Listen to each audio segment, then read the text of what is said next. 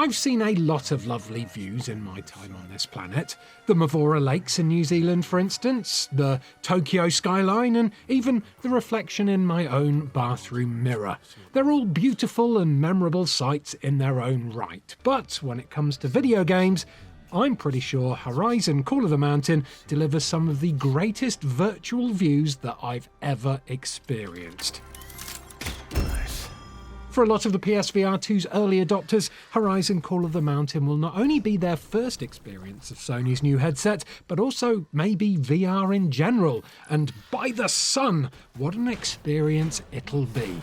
There were times playing this game when my mind was boggled by just how beautiful it all was, where panoramas of distant waterfalls and snowy mountains wrapped in the wreckage of long-dead machines took my breath away, and where lush forests and glittering rivers made me forget that the real world existed outside of my headset. Aside from maybe Kayak VR Mirage, I don't think I've ever played a VR game with visuals as gorgeous as this one. So it's a shame then that the story and the gameplay propping it all up are so distinctly average. In between the wow moments, and don't get me wrong, there are loads of those, I just couldn't help but feel slightly bored. And also my arms got very, very tired. But more on that later.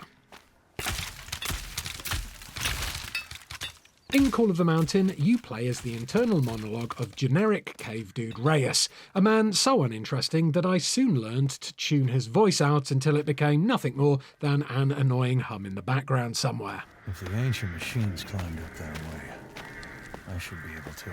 I'm sure fans of the Horizon series will find loads to enjoy about this story and the way it links in with the main games, but for people like me who found the character interactions in the mainline Horizon games grating at best, the story was by far the weakest part of the game. In between levels, NPCs spouted incomprehensible lore at me for lengthy periods, while I was locked in place, unable to move anything but my arms and head, which is a pet peeve of mine when it comes to VR immersion. On the plus side though, this was a great time to try out the Sense controller's finger tracking, which I was then able to use to flick the V's at everyone who spoke to me. Because I don't know what a shadow carja is, but I lost count of the amount of times that I was called it by someone who was either angry and or disappointed in me. Which was all the time, because seriously, pretty much everyone you speak to in this game is a bit of a dick to you. Shadow Carja! You can run, but I will find you! I'm not trying to run, Hey! The game opens with the first of many of these types of conversations, but this one also acts as a cheeky rug pull that brilliantly demonstrates the leap in visual quality between the first and second generations of PSVR.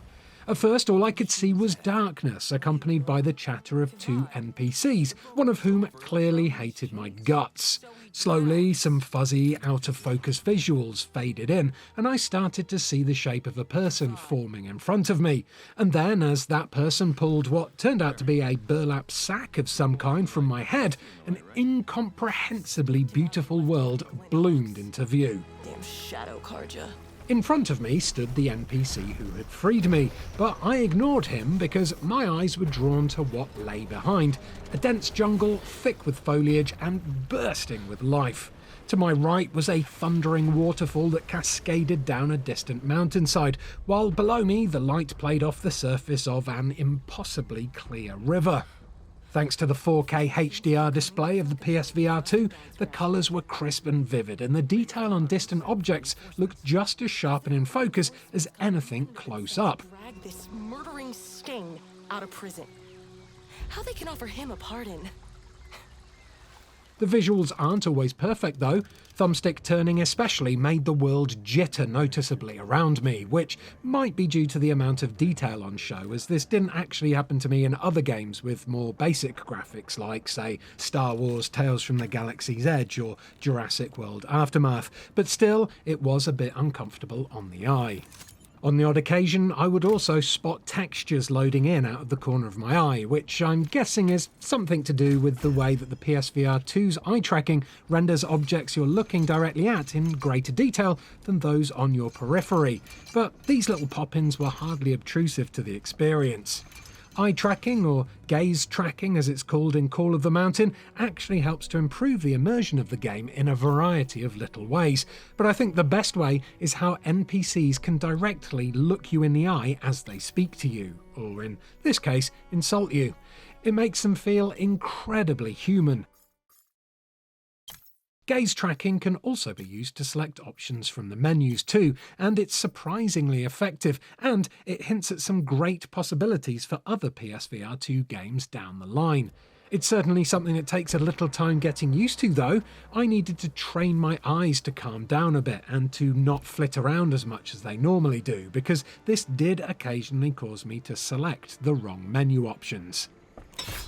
Nevertheless, this is a title that has obviously been created to showcase Sony's new tech to its fullest, hence why it's the only game you can get in a launch bundle. Because of this, it's also been designed to cater to the broadest range of VR experience levels possible, and I'm happy to say that Call of the Mountain nails both of these things perfectly. There's a variety of control schemes and comfort settings to play around with, and the action ramps up so gently that it's hard to be overwhelmed by anything other than the visuals at first. One thing that struck me as strange though was how, in this world where fighting giant robot dinosaurs is the coolest thing that you can do, that part of the Horizon series has been kept to an absolute minimum. Call of the Mountain is less of a game about fighting robot dinosaurs and more of a game about climbing up a mountain and then looking at the view and going, "Whoa," in a Keanu Reeves voice. I'd say that there's about, 70% climbing and 30% fighting robo-dinos in this game, if that, and that is likely going to disappoint a fair few people. That's not to say that the climbing isn't fun.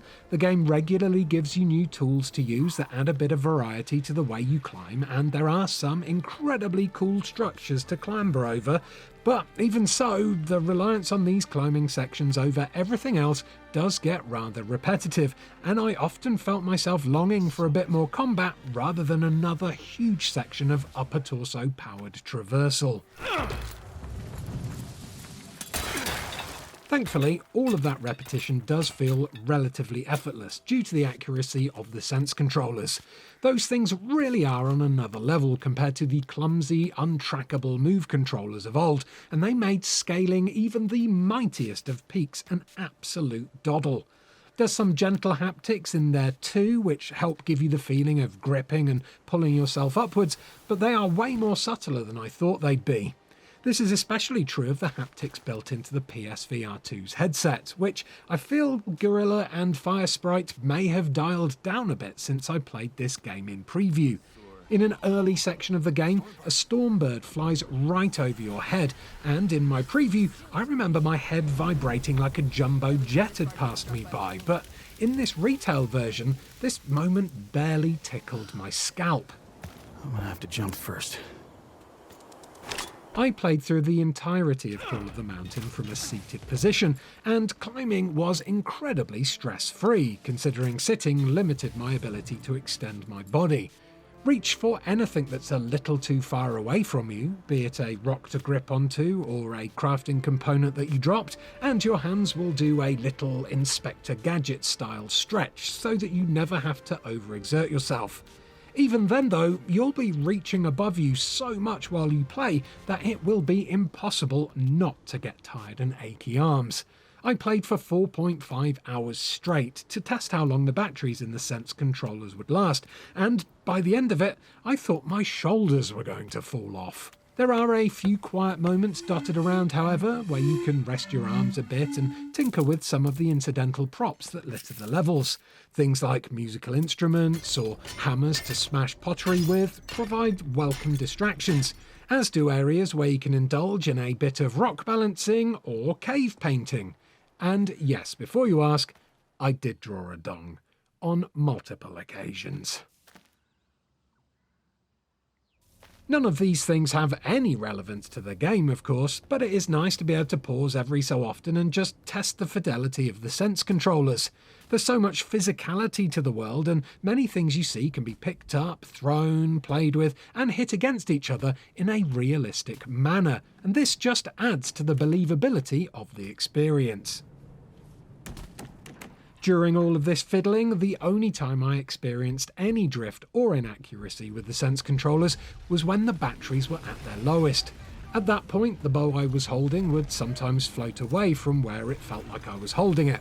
Occasionally I'd tried to grab an arrow from over my shoulder and I'd come away with nothing too, but generally the archery felt just as effortless and intuitive as the climbing. Certainly there's no way you could get this kind of precision with the Move controllers, low batteries or not. One of the most controversial talking points about Call of the Mountain is the on-rails nature of its combat.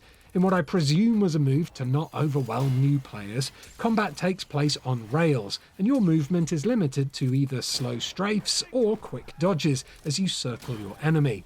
It feels limiting at first, especially to veterans who cherish freedom of movement in VR, but once you get used to the swing of firing your arrows and dodging left and right, the battles against these massive mechs can be quite thrilling. I actually enjoyed the fights where the game threw 3 or more smaller enemies at me at once, way more than I did the big spectacle battles with things like the Thunderjaw.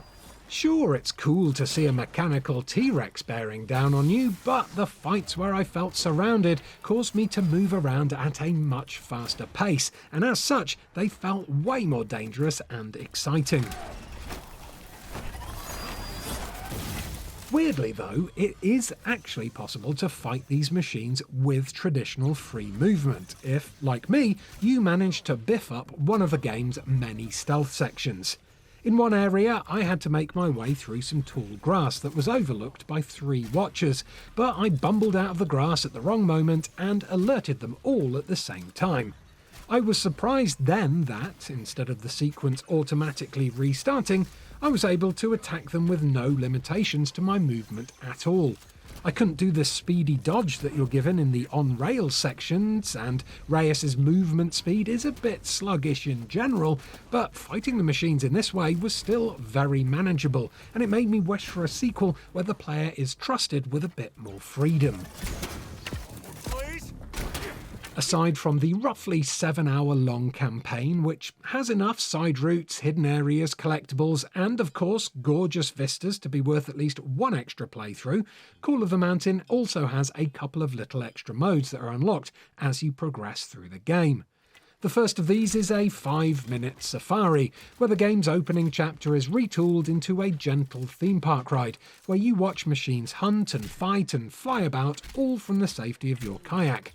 It's hardly worth the price of the game, but it's genuinely a cool little experience, and it's the perfect place to put a curious family member who has never played VR before. Alongside that, there's also a little training hub area where you can go to test your aim or climbing skills, and you can compete against scores set by some of the characters that you'll meet in the game. It's basic but fun, and it's a nice place to hang out, sometimes literally, if you fancy dipping into the world without the pressure of following the game's narrative.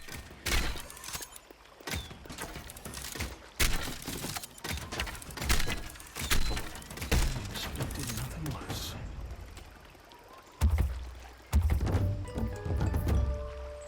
In flat, Call of the Mountain would have been nothing more than a forgettable spin-off with limited appeal to anyone but the core Horizon fans, who know what the difference is between a Nora and an Ossaram. With the addition of PSVR2 though, Horizon Call of the Mountain becomes an unforgettable spectacle that anyone can enjoy. This is a game that will introduce PSVR newcomers to the wondrous possibilities of VR, while still giving veterans a ton of standout moments that will thrill and excite them. Sure, the gameplay and story are lacking at times, and the climbing does get kind of old kind of quickly, but honestly, none of that is going to matter to you when that burlap sack is first removed from your head and you get to experience the intoxicating views that this world has to offer.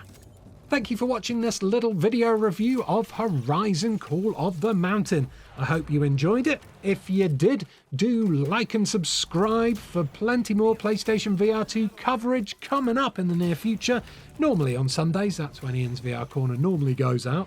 And do click on these other VR videos that are on screen right now, including my PlayStation VR2 headset review. Ooh, spoilers, it's nice, I like it. Quick in the eye.